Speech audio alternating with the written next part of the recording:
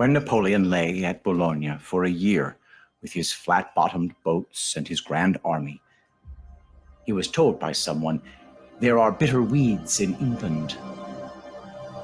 There are certainly a great many more of them since the British Expeditionary Force returned.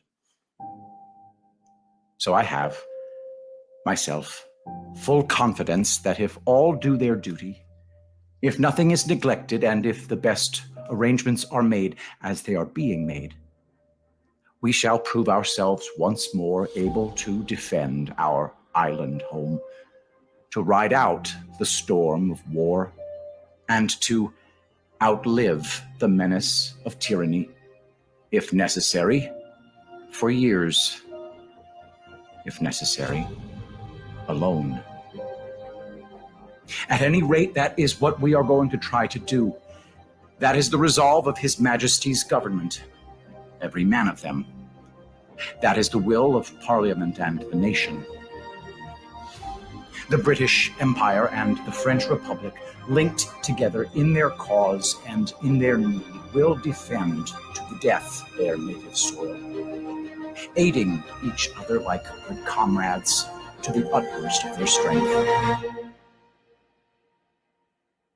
Even though large tracts of Europe and many old and famous states have fallen, or may fall, into the grip of the Gestapo and all the odious apparatus of Nazi rule, we shall not flag or fail.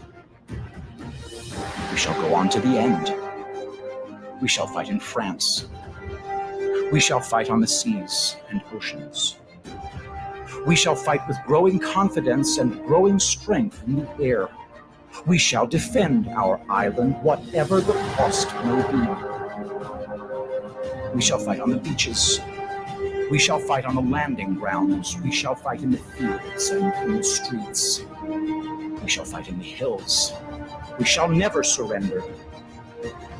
And even if, which I do not for a moment believe, this island, or a large part of it, were subjugated and starving, then our empire beyond is armed and guarded by the British fleet, would carry on the struggle until, in God's good time, the new world with all its power and might steps forth to the rescue and the liberation of the old.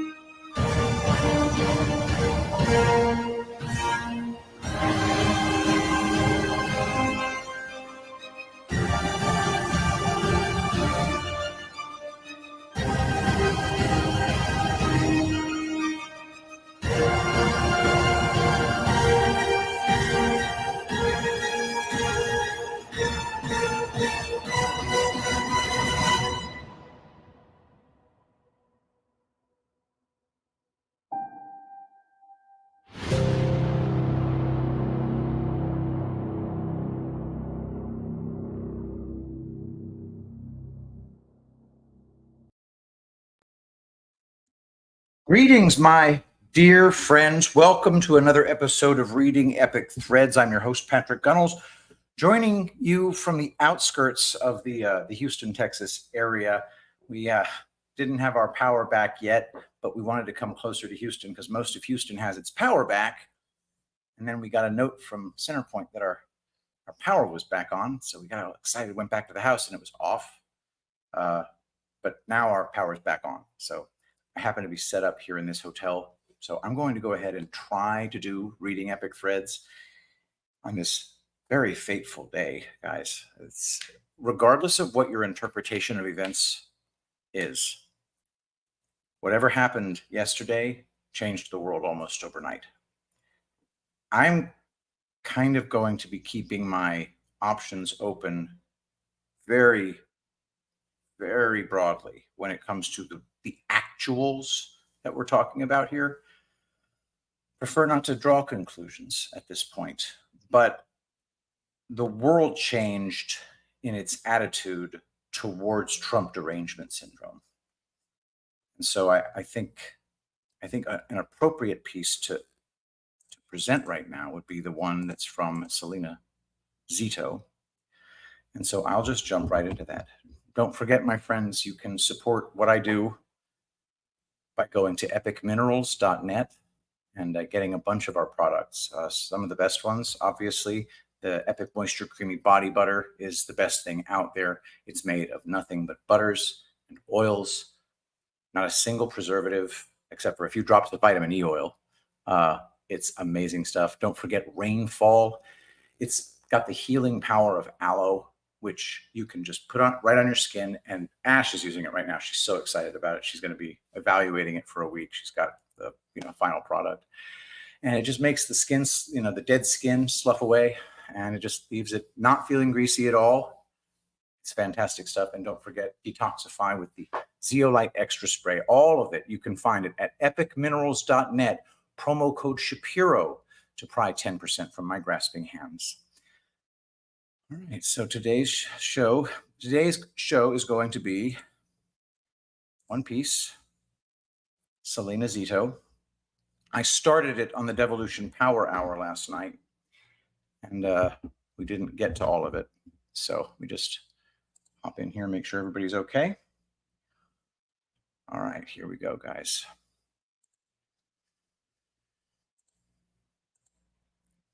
From the Free Press.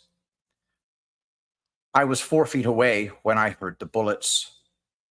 A gunman tried to assassinate Trump in Butler, Pennsylvania. Selena Zito was there by Selena Zito. Butler, Pennsylvania. As soon as he saw me, he shook my hand. It was that thing that all electeds do, the familiarity, the warmth, or the faux warmth. But he's better. It feels like he means it. Selena, it's so great to hear you. How are you doing? How are all those grandkids? Donald Trump always remembers my grandkids. I have 4. Last time I talked to him over the phone in the spring, I told him about my latest, Rocco. He replied, I love my grandkids too. I love being around them. It was just before 6 o'clock on Saturday when he greeted me. He was about to go on stage for a rally about 50 miles from my hometown of Pittsburgh. Inside the tent with me were 40 local cops, men and women. Many of them told him they were looking forward to him being president. Thank you so much for your service, he said.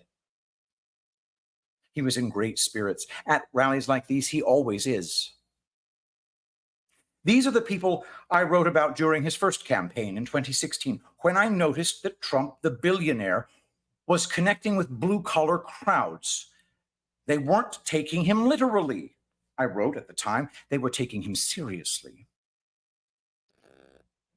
8 years ago, he won this county by 65%. He won it again by the same margin in 2020. Despite January 6th, despite his felony conviction, the support of the people in this corner of Pennsylvania has not wavered. The crowd formed in the sprawling field 5 hours before he arrived.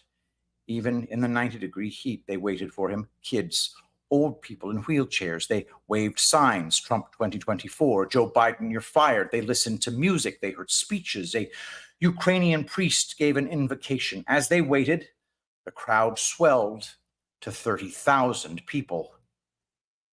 Then Lee Greenwood blared through the speakers, God bless the USA, right around 6 p.m. Trump appeared on a red walkway in his trademark blue suit and MAGA hat, waving to his fans. The excitement grew to a frenzy as he strode to the podium. I was 4 feet from the stage in a causeway with about 5 other journalists. My daughter, photographer, was next to me. Her husband was next to her. Trump started speaking. 6 minutes later, we heard the noise. Pop, pop, pop. Some people in the crowd might have thought they heard fireworks, but I knew exactly what it was. I own a gun. I looked up at the president. He touched his ear. I was shocked to see blood on his face, a smear of red across his cheek. Suddenly he was surrounded. Everyone went down. My daughter hit the ground. My son-in-law lay on top of her. I threw my body next to theirs. Immediately, a security officer was on top of me. "Are you okay? Are you okay?" he asked. 3 more shots. Pop, pop, pop. I've since seen videos of what happened. People were screaming, but all I remember hearing was an eerie silence. With that kind of crowd, you'd expect pandemonium, a stampede. But I never had a sense of chaos. Trump was back on his feet within seconds, although his red hat was knocked off his head. He was calm. I heard him shout to one of his staffers, "Get my shoes." He lifted his arm in the air. I think he shouted, "Fight." And then he definitely shouted, "USA." The crowd chanted it back in unison. The former president was moved off the stage. We were told he was flown to a local hospital. I was moved into a holding pen with the other journalists. I'm still in shock. I can't make sense of any of it right now. As a journalist, you're always looking 360 degrees around you at all time, but for details, not for danger. The whole thing was deeply disorienting. We've all seen enactments of this sort of violence in movies or documentaries, but when you experience it, it doesn't happen that way. There's no soundtrack, no visual signposts. It's just unreal. What's clear to me after today is that if someone is determined to commit an act of political violence, they will find a way. Earlier that afternoon, before the shooting that left 2 people dead, including the gunman, I asked an 11-year-old, "Is this your first Trump rally?" "Yeah," he smiled, "but it's not going to be my last." That is Selena Zito. Wonderful, wonderful writer. Curtis Good, $1. Patrick, I'm glad to hear 1, 2, 3, 4, 5 sprays of zeolite. That your electricity is back on. Thanks for all you do for the movement. God bless. Thank you so much, Curtis Good. I hope everybody here will hit the thumbs up on this. I really appreciate it. We've got really nice attendance for Reading Epic Threads, so I also really appreciate that. I'm starting to explore a little bit about a platform called Odyssey. I thought I set up my Odyssey stream this time. I did not. Somehow it's not playing. I thought I put in the stream key correctly, but whatever. I still have plenty of opportunity to check that out. Oh, wow. Look at that. I've got 268 of you watching on Twitter right now. Excellent. Thank you so much, everybody, for watching. There's another piece I wanted to do as well. This is kind of fun because I normally don't get a crowd this size. So this is freaking, I'm stoked about this.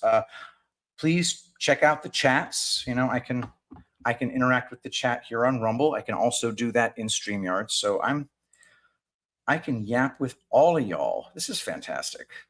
I really appreciate that. Let's everybody, big prayers for everybody involved. There are some conspiracy theories that I'm looking into right now. So here's it's just between us Reading Epic Threads people on my own channel, but I'm conflicted, you know? So whenever there's a new event that takes place of any kind that the entire world consumes, right? You know, we all see this event. It's an event important enough that everybody in the world pretty much has an opinion about it, or at least knows of it. This time, the net effects of the narrative presented are incredibly beneficial to MAGA, in my opinion. I could be wrong, I don't know. But it seems very beneficial. I think we're enjoying, in a lot of ways, the fact that there is so much unity being created. We are seeing, guys, freaking Cenk Uygur of the Young Turks is out there talking about what a badass Donald Trump is. So you can see that there is at least some emotional attraction to this, the result of the event. But I also want to actually find out what's true. Now, the only thing I start with is the official story is definitely false. I'd like to know the identity of the person who was shot dead, other than the shooter. there are definitely there's a possibility that the person who got shot didn't get shot by the shooter. So let's bear all that in mind, but I'm keeping my options open here. I don't have conclusions, I have only observations, and that's how I think it should work. Hey, Beach Yo says, I love all your products, Patrick. Thank you. Prayers for President Trump and his family and America. God bless you. Badass. Thank you all so much for being here. Ooh, Lance2002 says, I'm using my first bottle of Zeolite at this moment in time as well. Awesome. Glad to hear that. My Zeolite is currently packed because we didn't even unpack. I think I've had 10 sprays today. I will definitely have 15 more before the end. All right. Yeah. So R.H. Wall says we have to learn what is true. We don't have to. We just want to. It's we can't help it. But I think that the real truth, whatever it may be, is going to end up just having to be a conspiracy theory. And it's fine. I'll still talk about the conspiracy theory because there are some very plausible explanations for what we saw. And, well, right now, Donald Trump is safe. Donald Trump is stronger than ever. I hope his ear is healing because that looked painful. All right. So I've got another piece for you, and this one's going to be kind of long because it's Burning Bright. But you never know. Burning Bright, if you spontaneously wear me out because it's like an hour and a half, I may stop, and I hope you won't be offended. But I would like to present from burningbright.substack.com, Wakey Wakey, Wizards, Warlocks, and the War of Stories by Burning Bright.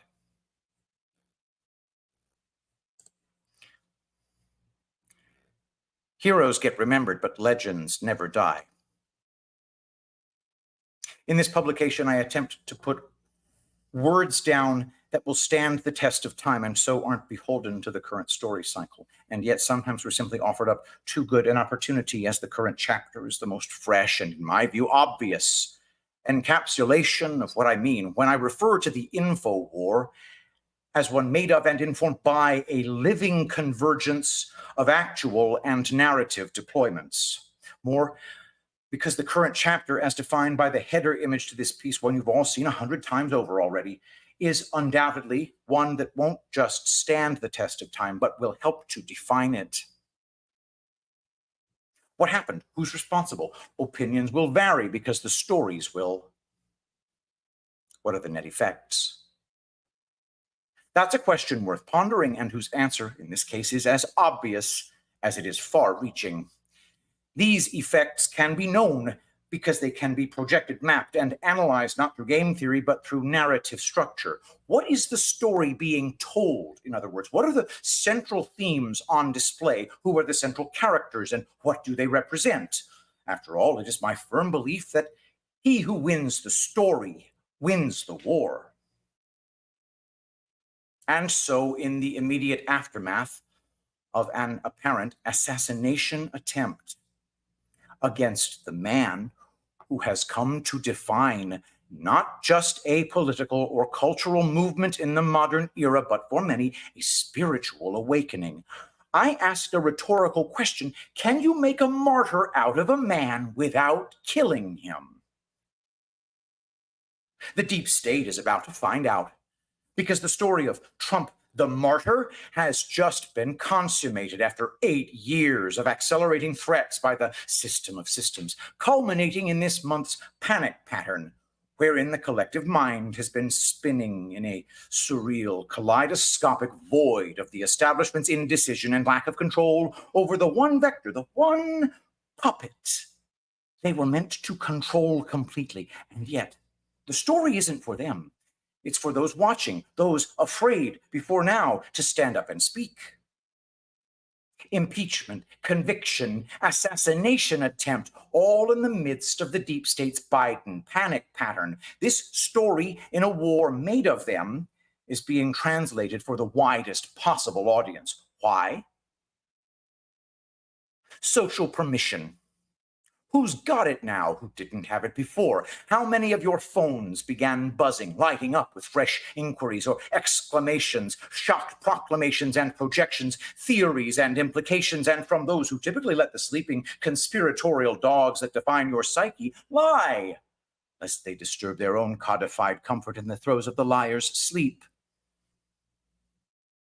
Millions of cases of accelerated awakening and more, and all amidst the backdrop of a menagerie of mind movers, either given the green light for full endorsement or else due cause for capitulation, from Elon Musk to Robert F. Kennedy Jr. to the faux sympathy statements out of the scions of the very deep state who stood to benefit from the dark elseworld reality that stands as a fading shadow on the mirrored back of the image that began this piece, and so many others. Elon Musk on Twitter: I fully endorse President Trump and hope for his rapid recovery. It was never about the super PAC or the donations. The measly actuals pale in comparison to the narrative of the two most enigmatic figures in the American cultural zeitgeist, if not the world, seen organically and fully aligning, even if some saw it coming a long way off. How do you bridge the gap in an organic way while provoking a mass inflection of public mandate? Through stories. Thus, the will they, won't they ballet has all been rendered moot, all accelerated through the mass inflection point, through the climax of the story so far, that being the living, martyred MAGA king, Robert F. Kennedy Jr. on Twitter: now is the time for every American who loves our country to step back from the division, renounce all violence, and unite in prayer for President Trump and his family. President Biden: I have been briefed on the shooting at Donald Trump's rally in Pennsylvania. I'm grateful to hear that he's safe and doing well. I'm praying for him and his family and for all those who were at the rally as we await further information. Jill and I are grateful to the Secret Service for getting him to safety. There's no place for this kind of violence in America. We must unite as one nation to condemn it. And all while the media industrial complex finds itself caught fast on either side of the fake real paradox they define for large swaths of the captive collective mind in the first place. In other words, wherever you personally fall on either side of the actual narrative of the attempt and the shot heard round the world, no doubt the carrion crows in the establishment are considering whether or not to go all in on the side of unreality, also known as bullshit, they've supposedly fought so starkly against in the modern era. DC Drano on Twitter: scoop, secret instructions given to news reporters telling them to play down Trump's attempted assassination. These people are evil. Trump rally story. Hello. Reminder to stick to fact, don't speculate, editorialize, sensationalize, or jump to conclusions when reporting on the Trump rally incident today. Don't call it an assassination attempt unless authorities say it is. Don't say a shooting targeting Trump or the rally unless authorities confirm that connection. Clarify if it's actually gunshots. That's unclear at the moment. If authorities don't know, then it's okay to say that. Anchors, reminder to be mindful of body language when presenting the story. No need for serious face or adding comments and adjectives for color. No need to say scary moments today at a Trump rally. Just get to the story. At this moment, no need for guests to comment. Again, all this just a reminder. I know we all know. Headlines: Trump speech interrupted by Secret Service. Headline: Trump escorted away after loud noises at Pennsylvania rally. Headline: Secret Service rushes Trump off stage after he falls at rally. Live: Trump rushed off stage after disruption at rally. Headline: Secret Service rushes Trump off stage after popping noises heard at his Pennsylvania rally. NBC News, ABC News, CNN, The Washington Post, and CNN again. As a reminder, it doesn't matter what actually happened, dear readers. It only matters which story wins the day. And from where I'm sitting, there isn't a one that has a chance of cementing anything other than the full codification and definition of the threat Donald Trump's impending second or third presidency presents to them and the promise to us. The choice to know will be yours. It's one of my favorite statements from the Q drops, and to figure out what it means, I believe we need to look backward in order to move forward. Every so often, the story decides to throw a cross straight down the middle, right into the collective mind's eye, to see if it shatters any cognitive dissonance walls that might have been just about ready to crack once the laughter and the slow mounting dread of witnessing the dissolution of the false reality subsides. Even before the latest mass psychological inflection point that has seized the zeitgeist, Joe Biden, whom I've been affectionately referring to as our boy Blue, allegedly attempted to assuage concerns of myriad observing audiences as to his mental acuity and fitness to lead the nation in these troubled times. He did so by referring to Donald Trump as his vice president and Volodymyr Zelensky as Vladimir Putin, all while making vague, devolution-tinged allusions to the commander-in-chief he ostensibly answers to. From the fake president to the real one they just tried to kill before the eyes of the nation, to me, this cascading narrative framework implies they're telling you loud precipice approaches. And by them, I'm not referring to the deep state alone.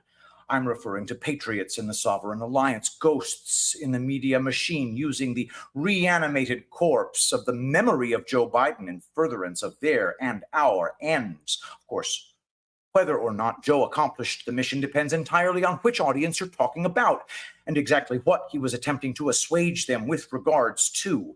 In other words, while the deep state and its media apparatchiks were suitably and predictably apoplectic in the lead up to and fallout from the latest mimetic inflection point in what continues to be an accelerating cascade of them, I'd like to imagine ghosts in the media machine, patriots that is, smiling at the controls as the proxy president effects what seems to be a long-planned turn on those who thought they had his strings firmly wrapped around their gnarled Prussian fingers.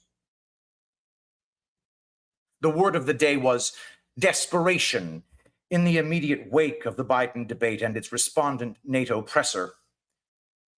What do you think the word of the day is now, just a few days later, as an actual that could have unmade the world as we know it was reduced to a potential, a story of almost and all its ensuing radiating inspiration that could help to save it? So even if mileage may vary on either side of direct control, the narrative is either being pre-written and deployed in accordance with a disclosure operation or guided via game theory and adapted into narrative templates with the active participation of the Matryoshka dolls, representative of the layers of the collective mind, which is what all good mimetic deployments require for narrative exponentiality.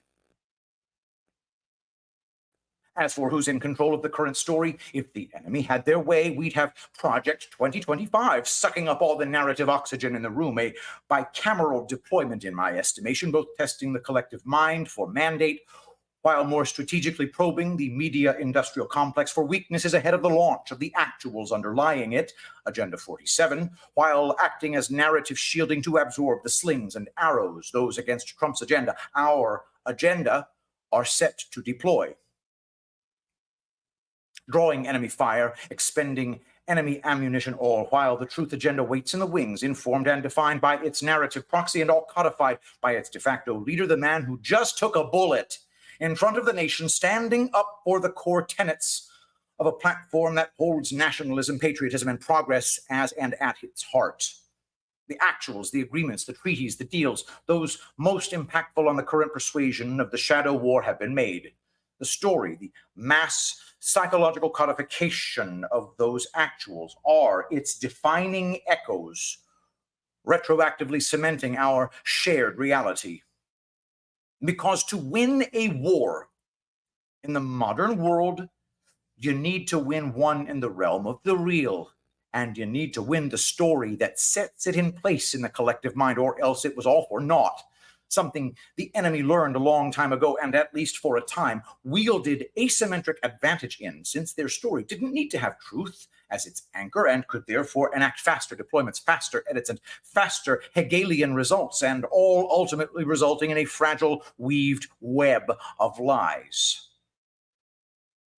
We're building an American future, a worldwide future for humanity that is meant to last, which means the stories that help guide us there and define the path laid out must be meant to last, all of which is to say, no matter the seeming obfuscation on the surface, correcting for time allows one to abandon petty thoughts that patriots are lying to us, when they're simply translating the story of what has and will occur into as engaging a format as they can to as many as they can. When applying the war of stories, refrain to the info war. Characters as living ciphers represent movable narrative deployments in and of themselves, which is why my stance on Trump, Musk, and others on the stage are less realpolitik and more symbolic. To wit, I often argue that the modern incarnation of Donald Trump isn't based on Batman. The modern incarnation of Batman is based on Donald Trump. Put another way, Trump's incorruptibility isn't suspicious or serendipitous. It's de facto evidence that he's been part of the plan for his whole life. Which means those ostensibly standing against him aren't doing so for political reasons or even financial reasons. They're doing so as a matter of survival because this is a zero-sum game. It always has been. As Trump has said over and over again, they're not after him, they're after you. He's just in the way. He's still in the way. Truth is stranger than fiction, but it borrows a lot of plot elements from it. When you analyze the info war through the lens of plot structure, character arcs, and humanist theming, promises that we're going to like how the movie ends shift from cute platitudes to confident projections. The choice to know will be yours. In other words, the choice to front-run that story and catch a glimpse of the underlying reality it's attempting to translate is and has been ours. Each story within the war of them represents a microcosm of the macrocosm that is my unifying theory behind just what it is we're looking at in the winding ways of the info war when you zoom out far enough to take in all the twists, turns, map the actuals and the potentials and the cognitive constellations beside them. The map is a story. Rather, a living, moving campaign log of a war between them with psychological battlegrounds, mimetic Moabs, narrative deployments, encounters therein, asymmetric engagements, spawning organic cascades and engineered psyops meant to look like anything but, with Anons operating from based bunkers while normies roam the smoked-out battlefields, searching for a story to grab onto in the aftermath of the latest cognitive grenade piercing their own personal shatterpoint that stands to weaken the permeating liquid shroud of illusion resting atop the collective mind of which they don't yet know they're no longer a part. And this weekend's nuclear narrative, the attempt on the head of the movement, and so the movement itself has the mass psychological power to burst through shatterpoints the world over while creating millions in its wake. This is the core premise of the war of stories. This is the why at its heart. Everything is a story. Even the central core documents that make up the framing of this land and its forefathers we hope to return to, or else excel beyond in a perfectly paradoxical, forward-looking retrospective.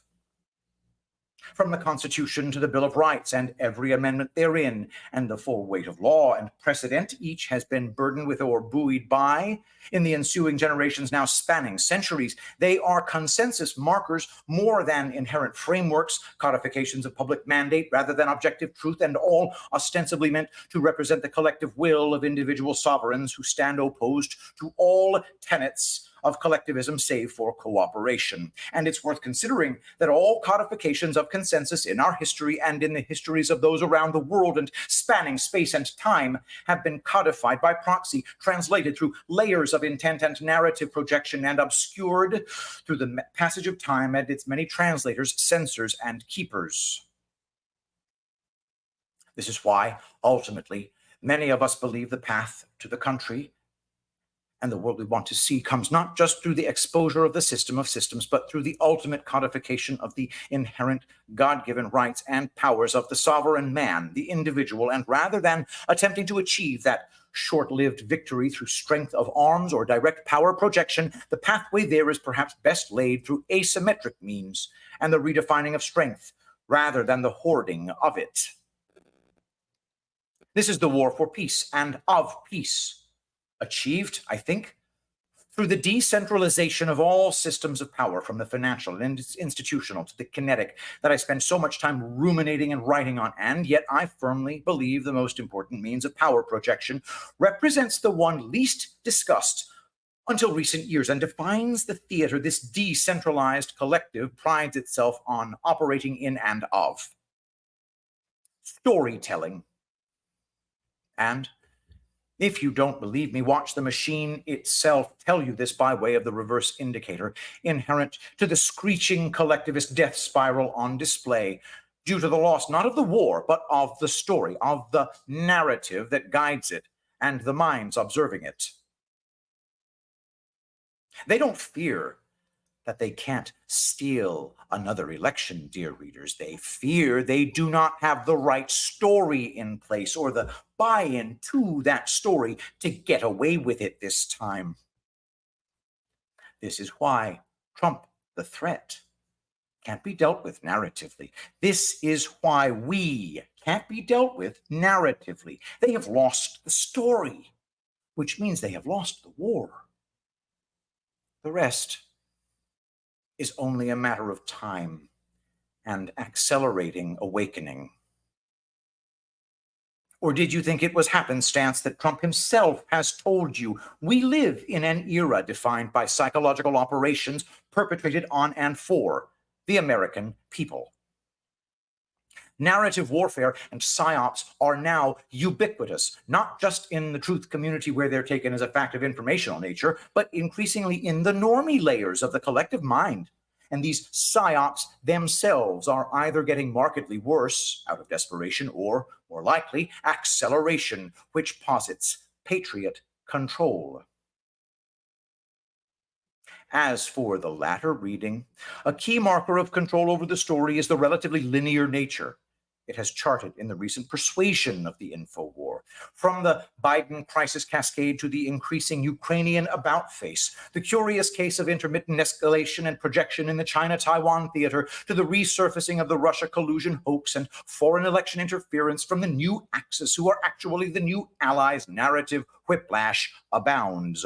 How do you think that's trending where it concerns an assassination attempt on the most famous human being in the world? It's all so strangely, bizarrely predictable for those who've been paying attention, as unprecedented as times such as these are. Because we have been given the themes ahead of time by Donald Trump, the cue drops and mind movers all over the game board. Because we've been given threats by the one side and promises by the other. Predictable when life is anything but. Even the nonlinear events are being predicted directionally, from economic trends to black swans boldly proclaimed by those ostensibly in some sanctioned kind of know.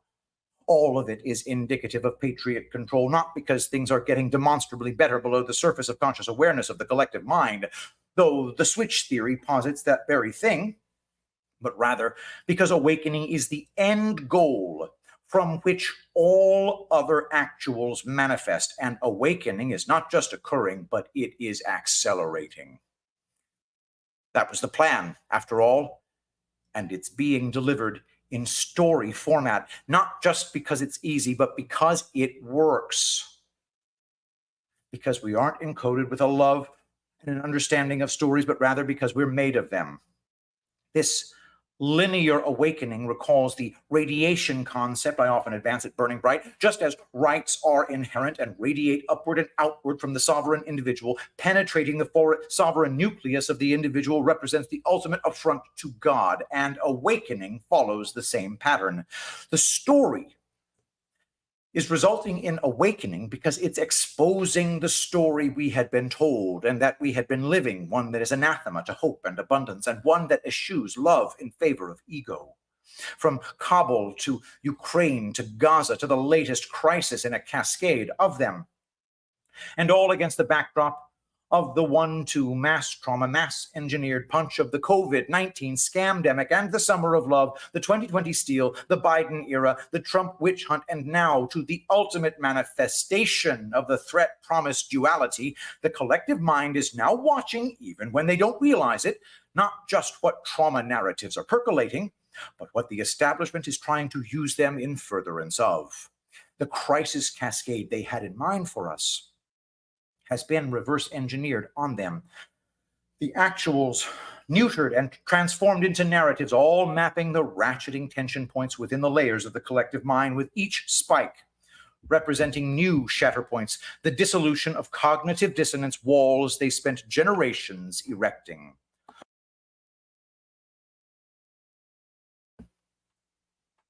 That false reality is all being undone, very slowly, and then, as you're seeing now, all at once, on the micro and soon to be on the macro. The chaos is controlled because the chaos isn't chaos at all. It's patterned because it's a story. That line, the Fichtean curve, tends to be the form my fiction takes. It maps linear chaos, ladies and gentlemen, and that's not a contradiction, but a beautiful, perfect paradox. The key to understanding and engaging with the war of stories refrain, then, is in understanding that whether or not a story is true is secondary to the net effects said story visits on the realm of the real. So then, while the collective mind is just starting to understand they're being told and sold stories by all players on the game board, are they starting to wonder about the men behind the curtain, the storytellers? From an actual framing, the wizards and warlocks refrain that first came out of the Q drops could reference Guardians of Intel, but I'm more interested in the esoteric and the mimetic, which might be why, until the info war took over most of my psychological and creative energies, I've always found fiction to be more compelling and affecting than nonfiction. On the one side, this pull to the unreality of fiction may have been a subconscious understanding that nonfiction represents a claim, whereas fiction holds itself in the truth of not being real, allowing the reader to better interface with the themes, the point. As such, I have long believed fiction can communicate more true and real ideas than nonfiction because there is no underlying claim, reality being asserted therein, and therefore no trust on the part of the reader or the writer to alternatively overcome or cultivate. The greatest storytellers have long understood this paradox at the heart of the human psyche, and the greatest storytellers have been around for a very, very long time. After all, hasn't it been said that the greatest lie the devil ever told was in convincing the world he didn't exist? What was the devil? A storyteller. And to many, those who believe in him and those who do not, it is himself a story and is good, and as is good and evil.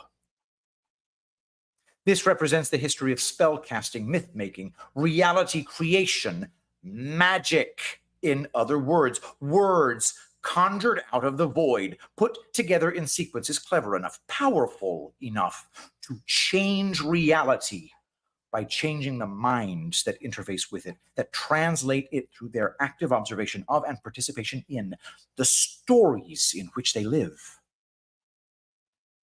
Psyops are spells in that they are fake things, narratives that visit real effects onto the corporeal, thereby wielding magic.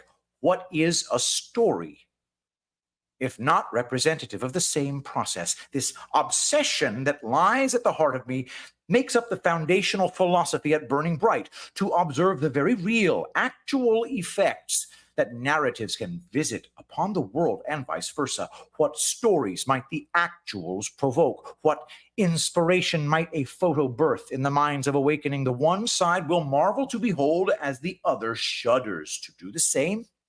Patriots have finally started fighting back in the war of stories, and they have done so by crafting a great story. This incorporates the Q-op, the characters, ciphers on the game board, drama, conflict, and most of all, the reveal of exposure and truth, even threaded and structured like a mystery, demonstrating the genius of compelling an army of digital soldiers into discovering the next chapter in the story, projecting it, and all in service of or in search of the truth. The enemy is losing because we now know the enemy exists. The world has seen and is seeing the many faces and names of the devil in the many faces of those who stand against us through our chosen symbols and ciphers, through the battle between proxy presidents and everything in between. The enemy is losing because we know their stories are not real. They are not true. They are not in service of or in search of truth, but rather exist solely to obfuscate.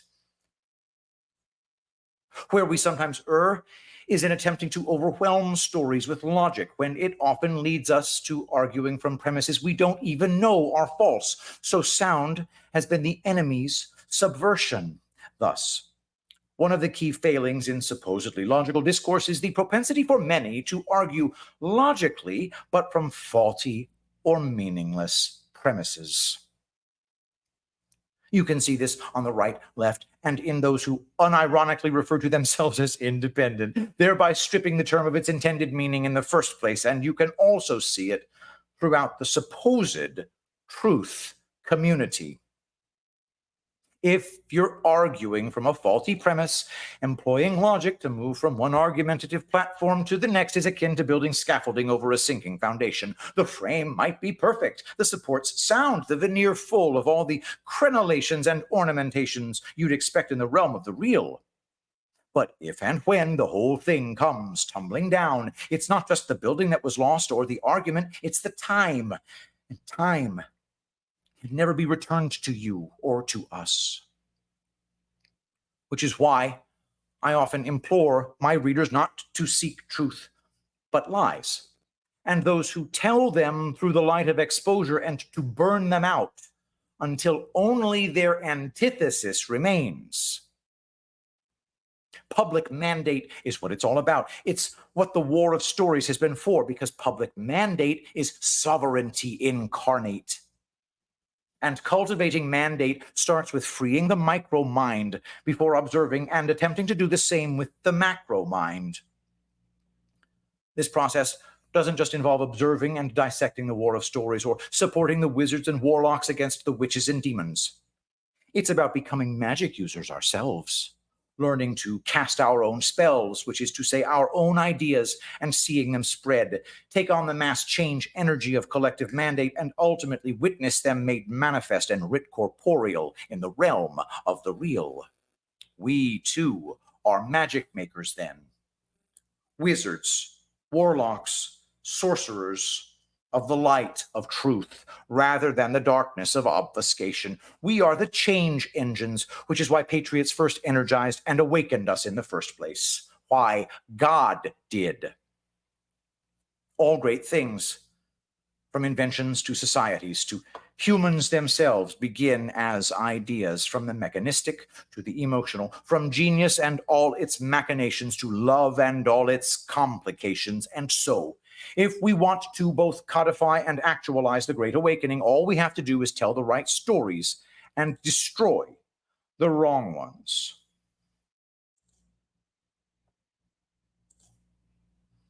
You have more than you know isn't a reference to information alone. Yes, we have that, and yes, we need it.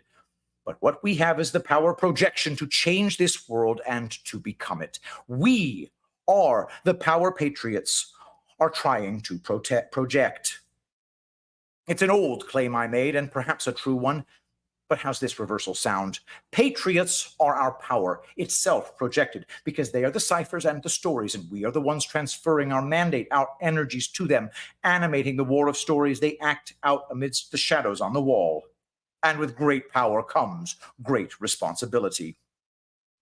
Stories require our mandate, our buy-in to have meaning.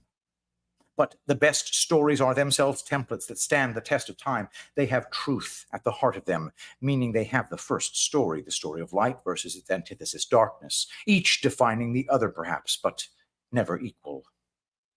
And so, when you see the Patriots' story coming to its series of inflection points, which the collective mind will read as crises in the coming months, meditate on what it truly means to be the frame and support you were called to be. History is just the current zeitgeist of winning stories, because whoever tells the best story earns the mandate of the people. which is the most literal and powerful form of power projection we have available to us in order to manifest a world that fits with the underlying faith and morals that make us up. This is the unfortunate or fortunate, depending on your perspective, reality or battle space in which patriots have found themselves in the modern persuasion of the info war, in which we have found ourselves.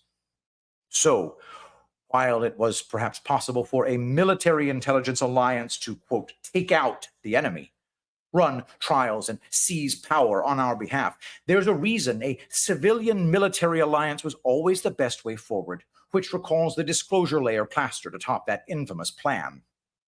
This is the war of stories, a translation layer largely pushed by the perpetual reality creation engine of characters like Donald Trump and his supporters, a character that endures as we endure. The Q-op, in my view, represented an attempt both to disclose and to awaken a deeper layer of nodes within the populace who were both cognitively and perhaps spiritually prepared to move themselves into an informational, a narrative future. The choice to know was and is yours, but the path there for the vast majority of the collective mind appears to be through an accelerated and sometimes fictional story that is an amalgamation and translation of the truths of this war. Are we going to like the one being written now? If not, can we change it? Donald Trump once told us the media was the enemy of the people, not the deep state, not the cabal, not the globalist heirs of the Prussian Empire. The storytellers, they chose the wrong side. They chose the darkness in spite of the light. Observe the war of stories then, but do so with an eye toward telling your own, and take care that you have goodness and truth at the heart of them, lest you rue the day you witness what your magic makes. They say the greatest trick the devil ever pulled was in convincing the world he didn't exist. But we've seen the many faces he wears and the dark designs they forward on his behalf, and there are more of us than there have ever been. More every hour of every day. And our champion still stands, resolute as the movement he inspired, and that buoys him now. The first champion for many in this era of awakening, but certainly not the last. The lights are on. The game is up, but it's not over. Welcome to the Great Awakening, friends, both new and old, where the best is yet to come. Until next time, stay positive, stay based, and most importantly, stay bright. That is burningbright.substack.com. That's burningbright.substack.com. Holy crap, guys. I have got 1,100 of you watching right now on Rumble, and I've got freaking 620 of you watching on Twitter. That's badass. Guys, retweet this stream if you can. The Burning Bright piece was a lot to think on, guys. A lot to think on. We're truthers. We seek the truth. My thing is going to be, I want to be very careful and try to get it right, because I know that I got 9/11 really wrong. I just dove into the central narrative and just started gobbling like it was made out of pudding. So I just want to get it right, you know? I'm going to share with you a conspiracy theory. You got to check out burningbright.substack.com. Also, don't forget, support what I do here if you can. There might be some new people here, maybe. There might be some people who haven't been here in a while because I haven't been doing my streams very much. Do me a favor, hit the thumbs up, share this stream, go to epicminerals.net and shop around. There's some amazing stuff to make your life better. There's the body butter. There's scalp serum. There is scalp and body serum. There's Rainfall, which sloughs off dead skin and just sinks right into you and just heals things, guys. I watched it heal a sunburn on my son. Amazing stuff. And the Zeolite Extra Spray, huge for your health. The Wellness Extra Capsules, check those out as well. They have big boosts of humic, fulvic acid, vitamin D, N-acetyl-L-cysteine. Amazing stuff. Check it all out. epicminerals.net, promo code Shapiro. All right, there's a conspiracy theory. I'm gonna wrap up the show. So I'm gonna read all the stuff from Vox Day. We'll see what he says. I skimmed it, and he's always worth listening to. So, from VoxDay.net, attempted assassination of Trump at rally. Shooting just took place at the Trump rally. Looks like Trump, or more likely his body double, might have been grazed on the neck or the ear. It didn't sound like a large caliber rifle. 2 to 8 shots were fired in fairly rapid succession. Any experts able to tell what it was? Update. He appears to have been lightly wounded, but he's fine. Before the Secret Service ushered him from the stage, he stood up and pumped his fist several times. Legend. Update. Yes, his ear was clipped. Close call. Update. Butler County District Attorney Richard Goldfinger. Seriously? Goldfinger? Fuck. Okay. Goldfinger reportedly said one person is believed to be dead and possibly a second. He said the person believed to be dead was someone in the crowd. Secret Service agents killed the gunman within moments. There is also a video of what appears to be the dead shooter on a rooftop. If you haven't seen that, you can find it anywhere. I'm not going to show it here. I also noticed that the media have stopped putting doubt quotes around shot now. Update. Some people spotted the shooter with a rifle crawling up the roof about 150 yards away from the platform and tried to warn the police and Secret Service for several minutes, but the Secret Service didn't do anything until after 5 shots were fired. They also witnessed Secret Service snipers shoot and kill the would-be assassin. If you watch the video, you can hear the first shots are fired, then 2 to 3 seconds later, nearly twice as many shots are fired, even though Trump is down and covered by agents. I suspect the second series of shots are the Secret Service snipers taking out the shooter. Okay. And then on Twitter, now, I don't understand why it's not, but Owen Benjamin posted it. Here we go. Another thing, Shannon Doherty's dead, died at 53, rest in peace. For me, she will always be Brenda, but she will also always be Prue Halliwell. She's great. Okay, so let me just get okay, so now, furthermore, the Trump rally story. So let's just check it out. More Vox Day. Simplicius notes that the clown world media complex is desperately attempting to avoid the term assassination attempt despite using it to describe the January 6th honey trap. Quote, I have never witnessed such an openly diabolical psyop and mass gaslighting operation. We literally just watched the attempted assassination of an American president, and the media are treating it like a superfluous non-event. Later, Barack Obama joined the coordinated cover-up, playing dumb as per his handler's orders. And the final proof of the operation came as Biden gave an unplanned national address half an hour past his newly announced 8 p.m. bedtime, and looking all the worse for it. Watch the coordinated cover-up as Biden openly refuses to call it an assassination, even when directly asked. Now, the big thing to watch is how the regime media goes forward, particularly the middle tastemaker and gatekeeper rungs like your Rachel Maddows and The View Harridans. They will be desperate to keep Trump as far away from martyrdom as possible. That means obfuscate, obfuscate, obfuscate. They will likely continue via the old CIA playbook of tangling things up, pointlessly hyper-focusing on the procedural minutia of the investigation into what kind of attack it was. They'll likely drag it out for weeks, months, or however long it takes without definitively describing it to the verboten A word, falling back on the false high horse of their journalistic due diligence and non-existent thoroughness and integrity. Yet we know full well if this had happened to a Democrat candidate, all the regime media would be rising up in one voice, calling for the total lockdown of the country and physical purge of all right-wing and ideological opponents. Alarmingly, the chief of communications for the Secret Service, Anthony Guglielmi, has already posted their official stance on the event, which likewise eschews any strongly deterministic language. Given Trump's rebuffed attempts to beef up security and given the eyewitness who spotted the shooter and claims to have been ignored by Secret Service agents, the above release looks highly troubling. End quote. It's not just the left who suspect that the assassination attempt was fake, and certainly skepticism is valid, considering how there have been no shortage of orchestrated events that were clearly staged over the last few decades. That being said, we know clown world is increasingly desperate. We know a number of world leaders have either been assassinated or been the target of attempted assassinations. And we also know that the Democrats have been very publicly utilizing the sort of heated rhetoric that they genuinely believe will cause people to commit political violence. Throw in the Secret Service phoning in their security, slow rolling their response, and downplaying the assassination attempt after the fact. And I think the odds favored the attempt to kill Donald Trump, or perhaps his body double being a real one.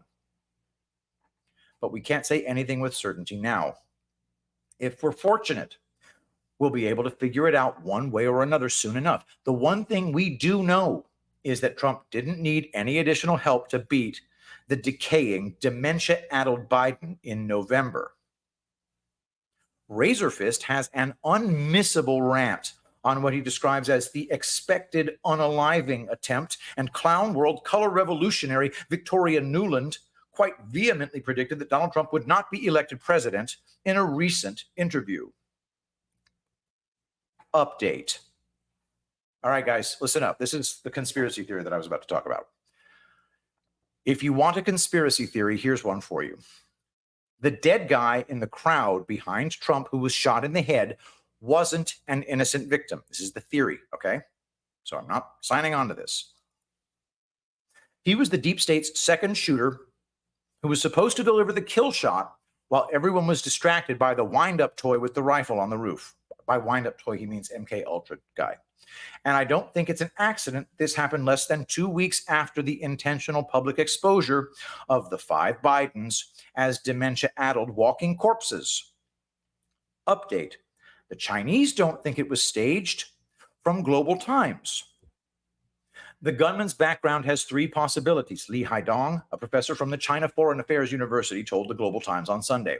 First, it could be someone from the deep state and elusive force within the government that does not want to see Trump win. Second, it could be from the far-left extremist forces who do not want to see Trump, representing the far right, win the election and thus have taken radical actions. Lastly, it could be an individual extremist without any organizational background, simply a person who is tired of Trump, Lee said. Okay. Assuming the Chinese are correct, I think the obvious stand down by the Secret Service and police, the Z team makeup of the security detail, and the headshot victim in the crowd tend to suggest the first possibility. Okay. That's Fox Day.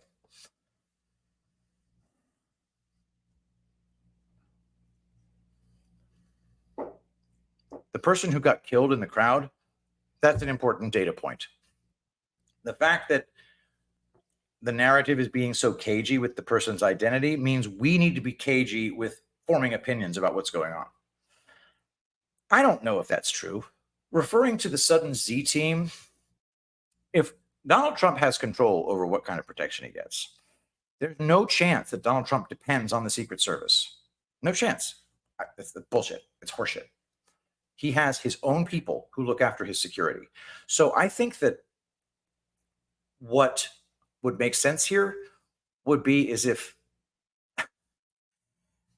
the Donald Trump loyal contingent of his own security, the non-Secret Service contingent, which is significant, just took out the guy who was going to shoot Trump. However, I mean, you can't just nick somebody's ear at will. That's the part I'm skeptical of. So I need to spend a lot of time thinking about this stuff, guys. Do me a favor, hit the thumbs up on this, and if you can, share this video. We're doing great on Twitter. Hey, follow me on Twitter, at pgunnels1.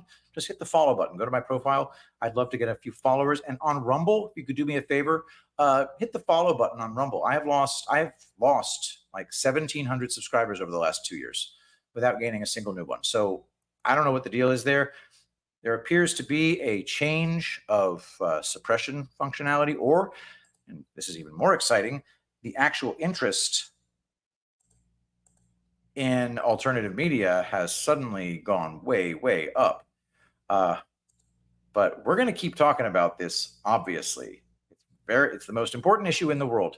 And I'm blown away by the fact that I've got normie friends who are turning into not normies. Very interesting stuff. Anyway, I don't have my Trump pen because I'm not in my house. So let's just finish out the show. And don't forget, epicminerals.net, promo code Shapiro, shop around, check it out. It'll be great. All right, let's pray. Saint Michael the Archangel, defend us in battle. Be our protection against the wickedness and snares of the devil. May God rebuke him, we humbly pray. And do thou, O Prince of the heavenly host, by the power of God, cast into hell Satan and all evil spirits who prowl about the world seeking the ruin of souls. Amen. I love you all. Thank you so much for being here. I'll see you tomorrow.